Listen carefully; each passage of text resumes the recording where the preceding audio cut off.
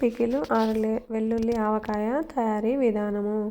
2 కప్పులు వెల్లుల్లి అంటే పొట్టు అనేది లేకుండా వెల్లుల్లిని తీసి పెట్టుకున్నాను.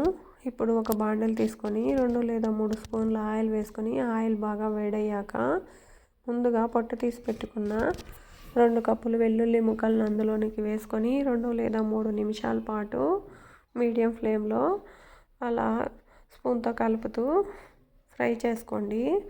ఎక్కువగా ఫ్రై చేయాల్సిన పని లేదు. ఆ స్మెల్ పచ్చివాసన అనేది పోతే చాలు. చూడండి 2-3 నిమిషాలు వెయిట్ చేస్తే చాలు. ఎక్కువగా వెయిట్ చేయని పని లేదు. ఇప్పుడు స్టవ్ ఆఫ్ చేసేసుకోండి. ఒక గ్లాస్ బౌలు లేదంటే స్టీల్ బౌల్ అయినా తీసుకోండి. ఒక 1/4 కప్పు ఉప్పు, కల్లుప్పు, కొంచెం కల్లుప్పుని దంచి లేదంటే మిక్సీలో అయినా వేసుకోండి. అలా డైరెక్ట్గా వేయద్దు. నేను అలా వేసేసాను. అలా వేస్తే చాలాసార్లు కలపాల్సి వస్తుంది స్పూన్ తీసుకొని. ఇప్పుడు చూడండి 1/4 కప్పు కారము, 1 స్పూన్ పసుపు, 1 స్పూను మెంతుల పొడి, 2 స్పూన్లు ఆవాల పొడి వేసాను. మెంతులు ఆవాలు నేను ముందుగానే లో ఫ్లేమ్లో ఫ్రై చేసి పెట్టుకొని పొడి చేసి పెట్టుకొని ఉన్నాను. ఇప్పుడు 1/4 కప్పు నిమ్మరసం కూడా వేసుకున్నాను. వేసుకున్నాక స్పూన్తో బాగా మిక్స్ చేసేయండి. మిక్స్ చేశాక ముందుగా మనము ఫ్రై చేసి పెట్టుకున్న వెల్లుల్లి ముక్కలన్నిటిని అందులోనికి యాడ్ చేసుకోవాలి. ఇప్పుడు చూడండి యాడ్ చేసుకున్నాక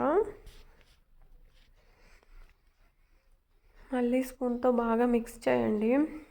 ఇప్పుడు మనం ఏ కప్పుతో అయితే వెల్లుల్లి ముక్కలు తీసుకున్నామో అదే కప్పుతో ఆయిల్, ఉప్పు, కారం అన్నీ అదే కప్పుతో తీసుకుంటున్నాము. చూడండి 1 కప్పు ఆయిల్ అయితే వేసుకొని బాండిట్లో వేడయ్యాక 1 స్పూన్ ఆవాలు వేసుకొని చిటపట్లాడాక స్టవ్ ఆపే ముందు 4 ఎండుమిరపకాయలు కూడా వేసాను. వేసి స్టవ్ ఆపేసాను. అవే వేగిపోతాయి. ఇప్పుడు కొంచెం ఇంగువ కొంచెం ఉంటే వేయండి, లేదంటే స్కిప్ చేసుకోండి. ఇప్పుడు ఆయిల్ చల్లారాక చట్నీలో కలపండి, లేదంటే కొంచెం చట్నీ పాడయ్యే అవకాశం ఉంది. ఎప్పుడైనా ఆయిల్ వేసేటప్పుడు చల్లారాకే వేయండి.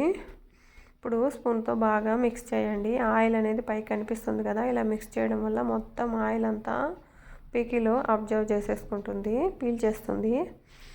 ఇప్పుడు చూడండి మీకు పక్క రోజే తెలుస్తుంది ఉప్పు కారం సరిపోయిందా లేదా అనేది. ఇప్పుడు నెక్స్ట్ డే చూస్తున్నాను. చూస్తే చూడండి కొంచెం లైట్గా అదిగో బుడగలు వచ్చాయి. అంటే కొంచెం ఉప్పు అనేది తగ్గిందని తెలుస్తుంది.